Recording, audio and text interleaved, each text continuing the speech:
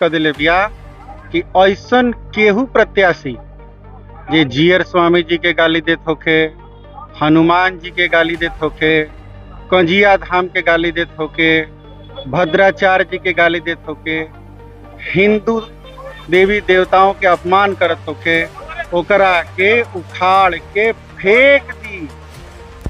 नमस्कार, आप देखना शुरू कर चुके हैं बख्तर खबर। सामने के दृश्य में राहुल सिंह खड़े हैं, एनडीए डुमरांव से जदयू के प्रत्याशी हैं। राहुल सिंह ने इस बार के चुनाव में संत और सनातन को भी मुद्दा बनाया है। वजह डुमरांव के विधायक अजीत कुशवाहा जब वे विधायक नहीं थे तब तो बड़े शालीन नजर आ रहे थे, लेकिन विधायक बनने के बाद उन्होंने संतों और सनातन के बारे में भी अपशब्द कहे और उस बात को अब राहुल सिंह ने पकड़ लिया है। बीते दिनों मुख्यमंत्री की डुमरांव में सभा थी। 2 दिन पहले सभा के समापन के उपरांत जब उनसे बात हुई तो उन्होंने यह शब्द हमारे सामने कहे। का लागत का रही क्योंकि नीतीश बाबू तया के जब बात बहुत कुछ जन सैलाब दिखनी है। आज के डुमरांव विधानसभा के मिजाज आज के कार्यक्रम के बाद स्पष्ट रूप से समझ में आ गई बा सबके। डुमरांव विधानसभा की जनता साफ तौर पे स्पष्ट कर दिले बिया कि ऐसन केहू प्रत्याशी जे जीयर स्वामी जी के गाली देत होखे, हनुमान जी के गाली देत होखे, कंजिया धाम के गाली देत होखे, भद्राचार्य जी के गाली देत होखे, हिंदू देवी देवताओं के अपमान करत होखे, ओकरा के उखाड़ के फेंक दी। हमरे के बड़ी बयान रहा पूछली कि का लागत का हुई तो अजीत जी जो है बयान दिए थे कि मेरी लड़ाई जो है मोदी जी के चेला अडानी से। हाँ, कुछ जब करना नहीं होता है ना, 5 साल तो काम कुछ किए नहीं, रोड बनवाए नहीं, नाली बनवाए नहीं, 10 मिनट बरसात हो जाता है तो डुमरांव में जल जमाव हो जाता है, फिली भर पानी लग जाला, आवे जावे में दिक्कत होला। दुर्गाष्टमी के समय में जानबूझ के रोड कोड़वा देले।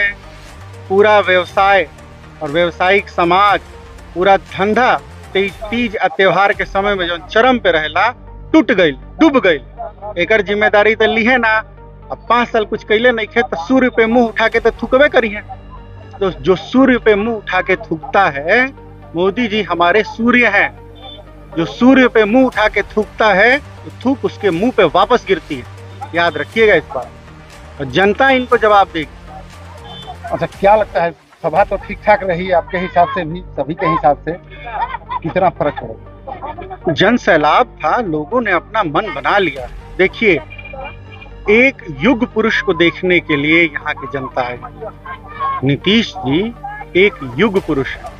अब मेरा ये सौभाग्य है कि मैं उनका समकालीन हूँ और उनके दिशा निर्देश और छत्र छाया में अपनी राजनीतिक पारी की शुरुआत कर रहा हूँ। और यही नहीं, अखंड सौभाग्य इस बात का कि एक युग पुरुष के साथ एक दूसरे युग पुरुष, हमारे आदरणीय प्रधानमंत्री श्री नरेंद्र मोदी जी का भी आशीर्वाद। ये डबल इंजन की सरकार है और हमारा मुद्दा जो सिर्फ एक है और वो है विकास। विकास होना चाहिए, सड़कें बननी चाहिए, नालियां बननी चाहिए, इन्वेस्टमेंट आना चाहिए, रोजगार मिलना चाहिए। ये सारी चीजों पर हम चुनाव लड़ें। अच्छा, एक सवाल ये है कि इस बार जो है आपकी लड़ाई किसके बीच रहेगी? आपका जो सीधा मुकाबला होगा किसके साथ होगा? क्योंकि ददन पहलवान भी मैदान में है और अजीत कुशवाहा जी। देखिए, हमारा मुद्दा विकास है। मैं सीधे ट्रैक पे दौड़ रहा हूँ, मुझे दाहिने बाएं देखने की जरूरत नहीं पड़ती।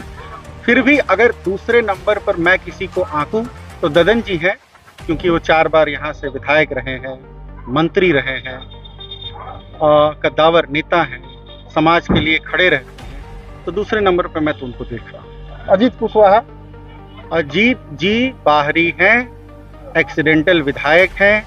पिछली बार मौके पे चौका मार दिया था इन्होंने। इस बार जनता इनको यहाँ से बाहर का रास्ता दिखाएगी। संतों और सनातन को गाली देना किसी को भी शोभा नहीं देता, वह चाहे किसी भी संप्रदाय का मानने वाला हो। आप कहेंगे यह बातें अजीत सिंह ने कब कही? बक्सर में पूर्व मंत्री अश्विनी चौबे ने यज्ञ कराया था, उसके उपरांत अजीत कुमार का ऐसा बयान आया था। उन्होंने कुछ आपत्तिजनक बातें कही थी और अतीत किसी को छोड़ता नहीं है। संत कहते हैं वक्त बलवान होता है व्यक्ति में। कल का वक्त कुछ और था, जब विधायक नहीं थे तो अजीत स्टालिन थे, जब कुर्सी पर गए तो बातें बहकने लगी। अब फिर एक बार वक्त उनका हिसाब करने चला है। देखते हैं इस बार क्या होता है। धन्यवाद।